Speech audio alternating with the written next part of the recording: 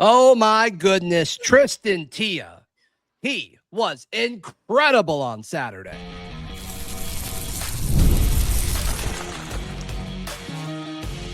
You are Locked On Auburn, your daily podcast on the Auburn Tigers. Part of the Locked On Podcast Network, your team every day. Yes, this is Locked On Auburn. I'm Zach Blackerby, joined by Lindsay Crosby of thebarnauburn.com and a million other places, discussing the winners from Auburn's A-Day game on Saturday. Tristan Tia, QB2, stole the show for so many fans getting to see him for the first time at Jordan-Hare Stadium on Saturday. And Lindsay, the way the ball leaves his hand, it's very, very smooth, very athletic with his feet. They kind of let him do a little bit of, QB runs before they blew it dead, of course. But yeah, there was a lot to like. And to me, if Tristan Tia can be this guy that this coaching staff believes that he can be, and he kind of showed glimpses of it on Saturday, I don't think anybody's going to take away from that. It changes how you talk about the future of the quarterback position as soon as this season is over with the way and the nature of the transfer portal. So Tristan Tia making the future of Auburn's offense very, very interesting with his really impressive performance on Saturday. Yeah, he goes 15 to 20, 179, a touchdown. To your point, he had a rushing touchdown as well.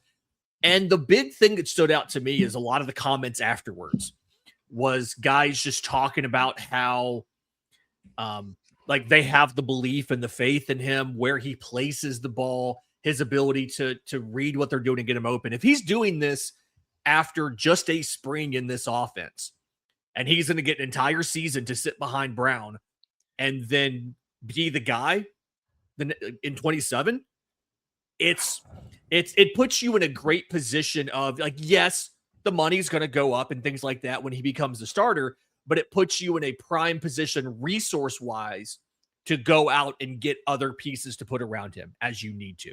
Yeah, this coaching staff really prides itself with evals. Yeah. They are so critical of themselves to not miss an evaluation. And they may have nailed this one with Tristan Tia. I mean, just looking at him kind of going through drills and all of that, over the course of the spring, and then kind of seeing that come to fruition this past Saturday. I mean, it was nice to see. It was certainly nice to see. Comfortable in the pocket, despite, how little he's playing now. Also, he knows he's not going to get laid out by an edge rusher. So we got to, have some of this in consideration. But I mean, clearly relied on Deshawn Spencer, who was another major winner on Saturday, several catches there, and then clearly has a connection with Duke Smith, found Duke Smith down the field. I mean, with one of the better plays of the day with Duke, and then just kind of making several guys miss and ultimately finding the end zone. But I mean, Tristan Tia set up most of these guys for success.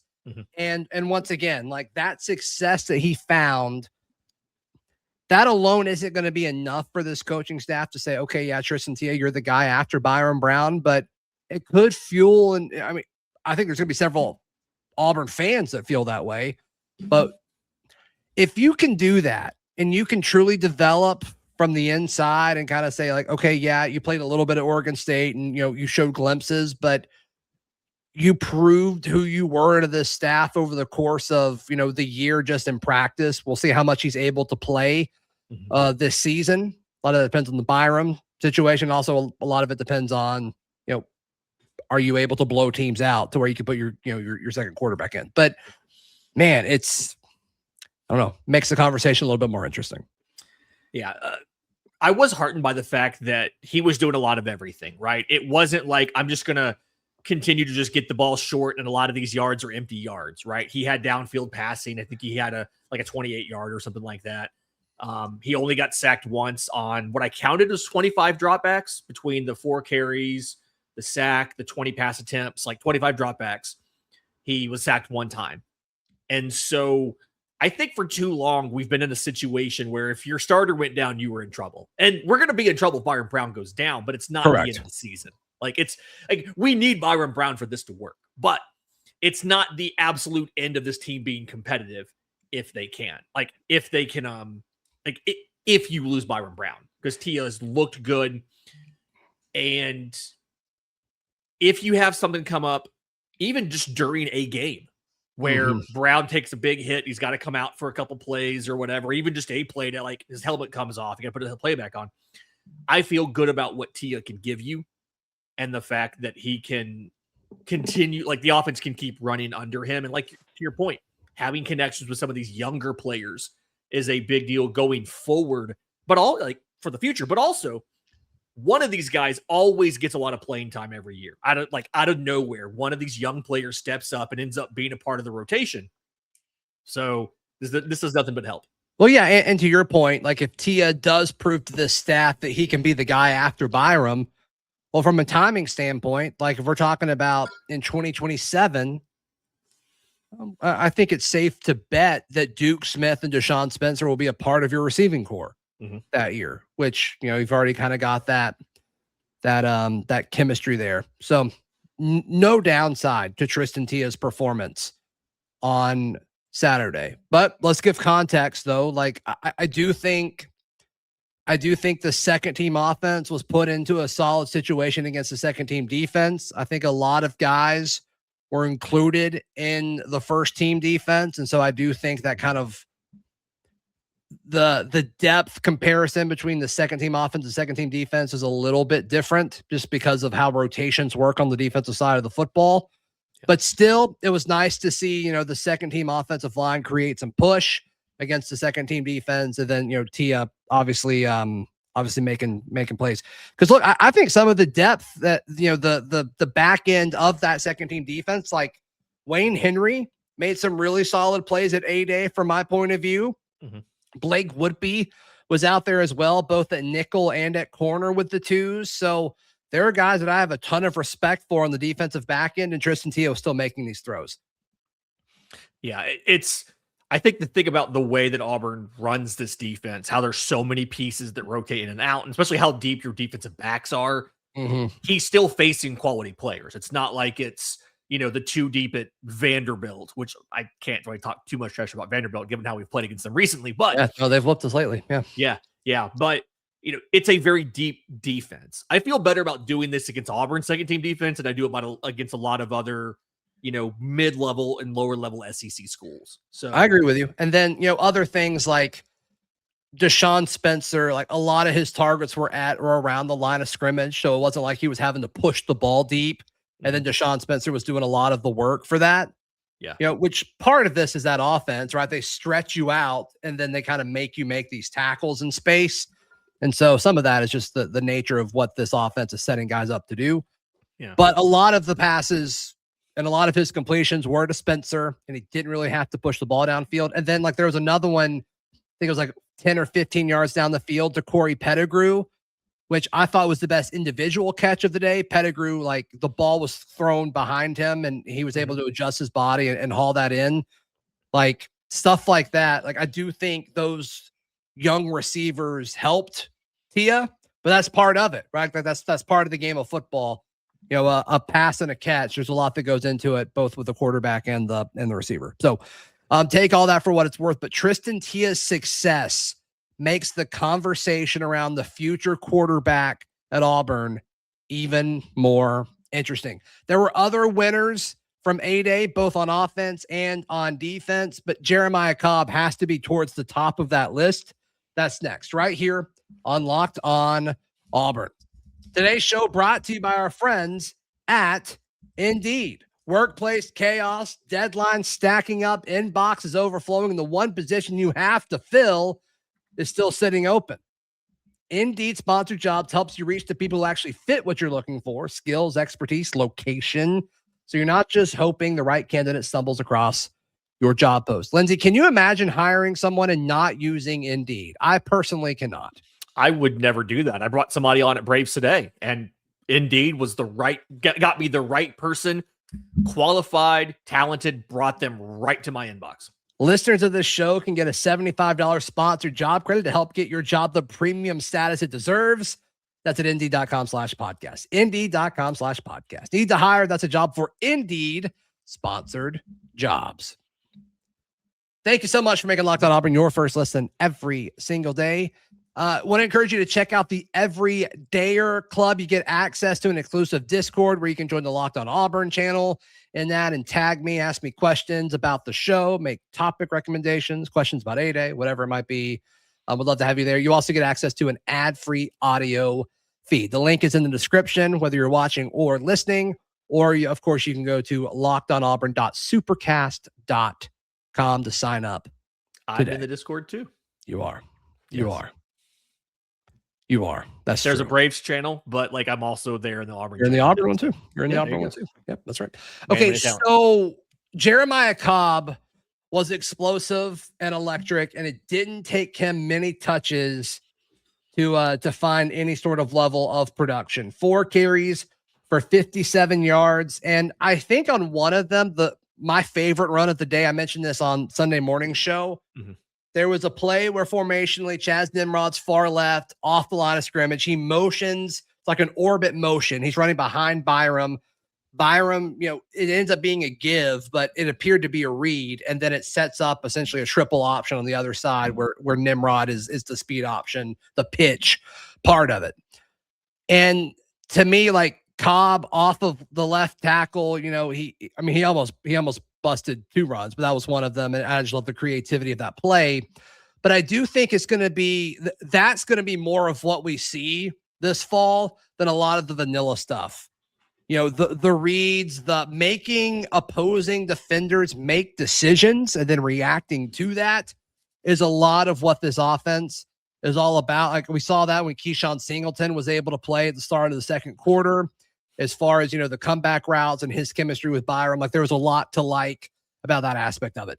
But to go back to Jeremiah Cobb, like I think a full game, a full load's worth of Jeremiah Cobb, I think that's going to be a lot to handle. I also love how Cobb and Omar Mapson were with the 1s, and then Davenport and Washington were with the 2s. Mm-hmm. I think you're going to see more of Cobb and Omar versus anyone else. And Omar has more burst than I think he did a year ago, which was expected, but the pure speed and feel that Cobb has with the ball in his hands, and then like the next drive, you're going to have to deal with Omar, who could absolutely wreck you. Like that's a lot. That's a lot to deal with as far as making decisions and how you want to line up and play certain formations. So I'm a fan of what Jeremiah Cobb did on Saturday, and I think it should make a lot of Auburn fans excited. Yeah, the speed and the vision to kind of bounce that run outside that he did. He got like 30 something yards on it. That was really impressive. And I know that he has been that fast, but it felt like it was a very quick decision and he got around the corner very quickly. And that's not typically something that I feel like we've always had a chance to see in recent seasons. So knowing that this offense is structured to get guys in one-on-one situations because they go sideline to sideline and they make you defend everything. And then knowing that your backs, 1, have the freedom to, bail on this and bounce it outside. And then 2, the speed to get around the corner and the ability to get past guys is a big deal. I feel like this could be, you're going to see some of the schemed home runs, right? Where the defense completely misplays this. Auburn takes advantage and they get a big play. But I feel like Cobb showed you're also just going to have some where he's just going to be like, hey, I'm that guy. Like I'm him. I'm going to go pick us up 20 yards right here. And seeing that biggest play of the day, arguably for me, was that Cobb run, just breaking it out wide and going. Yeah. I also say Cobb is a winner, not just for A-Day, but for the entire spring, because look at what this staff did. They went out and brought in some really talented running backs. When you look at Bryson Washington and Nakai Davenport, both starters at their previous schools, all convening and creating this really talented running back room at Auburn. And there was some discussion of like, okay, especially when Washington came in. All right, is Cobb 1A and then Washington's 1B?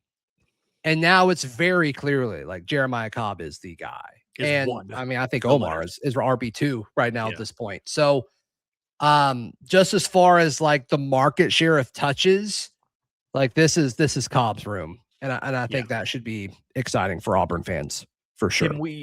Can we talk about the comments that Golesh said about Bryson Washington? Yeah, if you got it Kind pulled up, read the quote. Absolutely. Yeah. It was he almost called him out a little bit, kind of acknowledged publicly that he's I don't not think there's any physically where he almost needs to about be. it. Yeah. Quote, he's still getting into football shape. I told his chubby butt, you've got to get yourself in shape. That's coming from another chubby butt. You've got to get in shape, and we've got to see the best version of you. He's a physical kid that I thought today ran the ball kind of high. He's got to reduce his pad level. So like, and shout out to Justin Ferguson for the quotes there. And I mean, it's clear that like Bryson Washington has more work to do. I'm excited about the fact that it feels as if the season were to start tomorrow, Cobb runs that room. He is the boss. But there's going to be a point, maybe, where Bryson Washington gets where he needs to be physically, where they're going to say, hey, you're kind of fresh now, and we can stick you into what we're doing, integrate you into what we're doing, up your share. Somebody gets hurt, somebody's ineffective, whatever. You've got Washington, who they feel like can be better than what we saw on Saturday. And I like the idea of being able to add in another dimension partway through the season and add another talented player, like a fresh set of legs at that point. Yeah, I mean, that is a very optimistic way of looking at it. Man, Yeah. Washington on Saturday, he seems so ineffective. Like, didn't really do, like, everything just seems so slow. And then you've got Davenport, who behind the same offensive line, the exact same matchup that Washington's dealing with, just consistently falling forward. And then, I mean, Omar's burst, I thought was really, really exciting when you think about the implications of that long term. But I mean, just clearly RB4, like clearly RB4. And I just, that could happen. That absolutely could happen. And, you know, Golesh wants him to be a big part of it. That's why they went out and got him.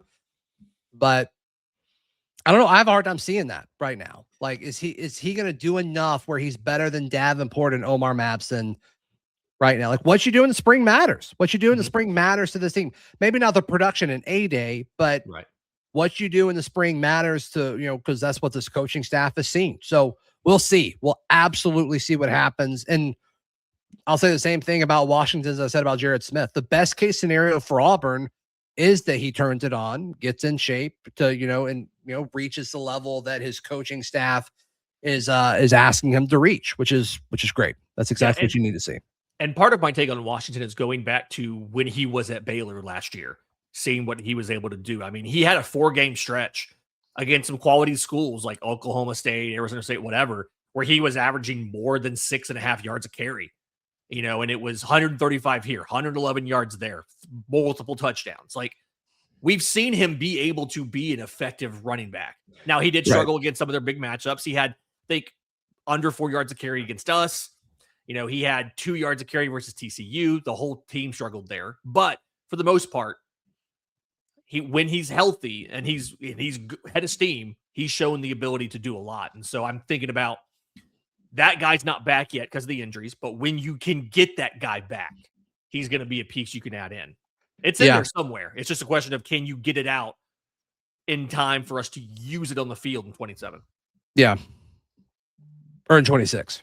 26, sorry, yeah. Yep, you're good.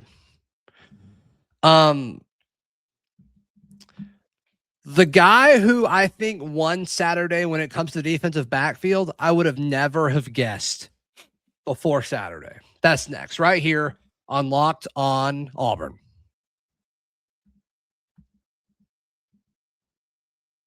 My winner of the defensive backfield, based on what we saw Saturday, Lindsay, Jacoby Matthews. The former 5-star, you know, former Texas A&M Aggie, was a late addition a year ago. And I honestly thought he would play more than he did last year. But he, I mean, made plays with the starters. And it's tricky to like figure out the true depth chart of the defensive backs because there are so many guys out. Like when you look at Jacoby Matthews and then Gavin Jenkins starting, like how much of that is them and how much of it is like there's no Champ Anthony, there's no Rashawn Pleasant, Caleb Harris, Sylvester Smith Reed, name change. That's new. And then, you know, so like I do wonder, like if everyone's healthy, does Jacoby Matthews start? I don't think he starts on Saturday, but man, like you talk about the depth in that room, it just continues to get deeper as we see these guys show out. I thought Jacoby Matthews did all the right things on Saturday. Yeah. That's kind of where I am too, I don't really know who's going to play and who's not, but what I did kind of feel like from Saturday and everything that we've, obviously reread and we've heard about A-Day is that whoever you need to send out there is going to be well prepared and be disruptive. Because I think the big thing that we've noticed is these defensive backs, the defense in general, but the defensive backs specifically, like DJ Durkin's done a lot of work there, both from the talent pool, the rotations, how they're used. And so, like, yeah, Jacoby Matthews made a bunch of plays. If Caleb Harris is back and it's Caleb Harris instead, he'll make a bunch of plays. If Eric Winters has to get out there, it'll be him making a bunch of plays. Fagans, Fred Gaskin transferred in. If it has to be him out there, he'll probably make some plays. I just feel like that's one of the deeper rooms that we've had in a long time. Yeah. Of not only quantity, but also quality. Because I feel like usually we have one or the other in a lot of positions. We have a lot of bodies, or we have some really good dudes, but we don't have a lot of really good dudes. And I feel like defensive back is incredibly deep right now. So, yeah, it is. It is. Yeah. And I had questions at corner. That seems to be working itself out because of, Gavin Jenkins. And then, I think Blake Woodby is startable or at least playable too. So, with Rashawn Pleasant, assuming he'll be healthy by fall and good to go, that room becomes very, very interesting too. So didn't Woodby have an interception? It came off like a tipped ball from Fagans or something like that. Yes. Yeah. So there were 4 picks, right? So Jared Smith and Bryce Dees picked Byrum.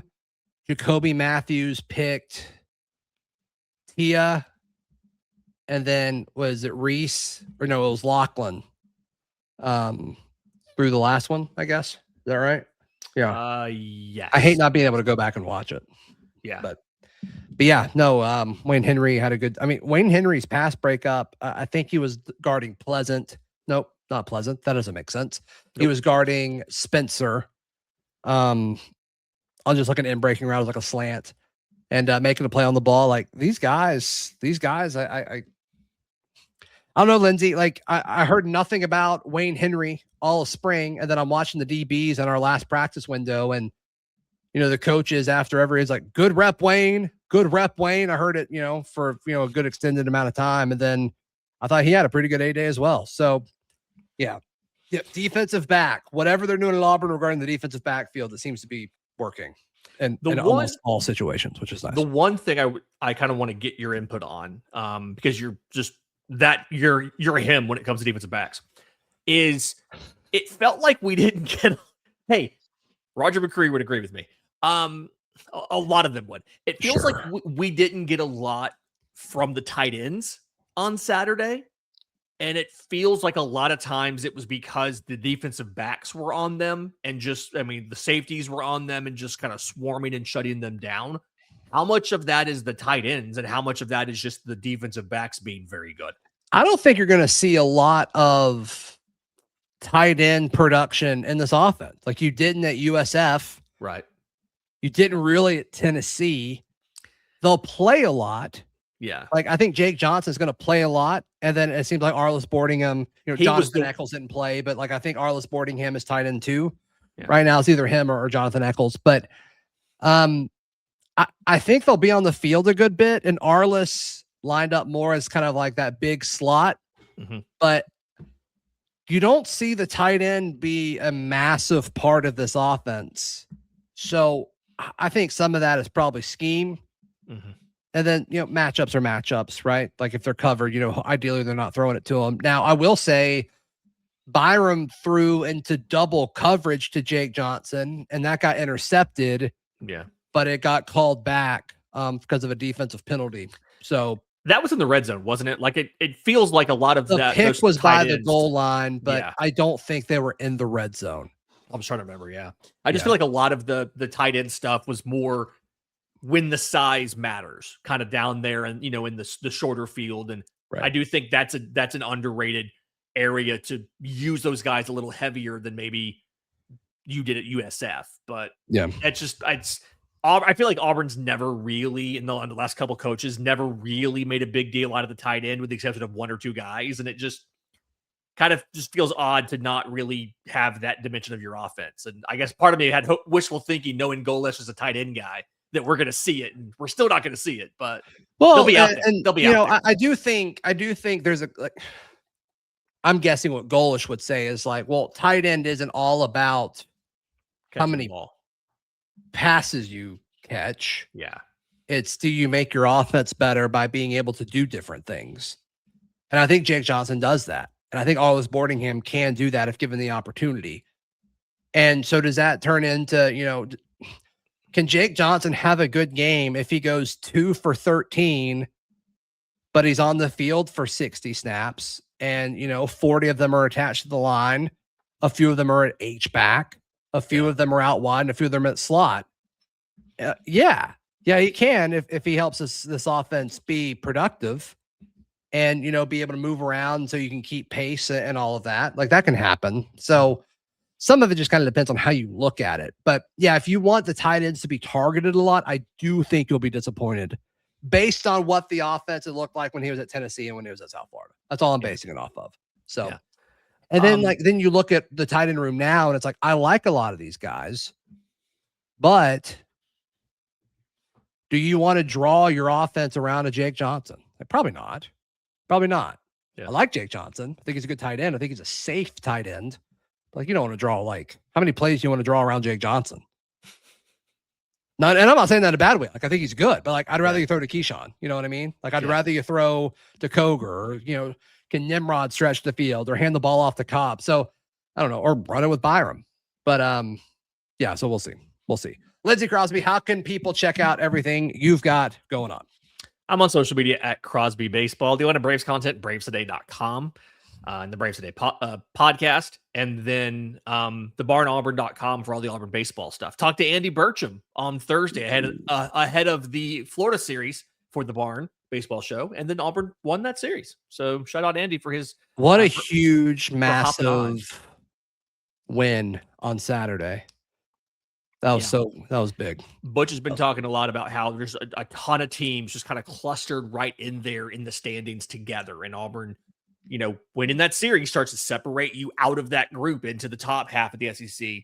Winning 2 out of 3 on the road in this conference, Lindsay, you take that every single time. Especially a team that went into Georgia and beat Georgia for 2 out of 3. Like, take it. Absolutely take it. Please like the video. Please subscribe. We'll see you next time. This has been Locked on Auburn.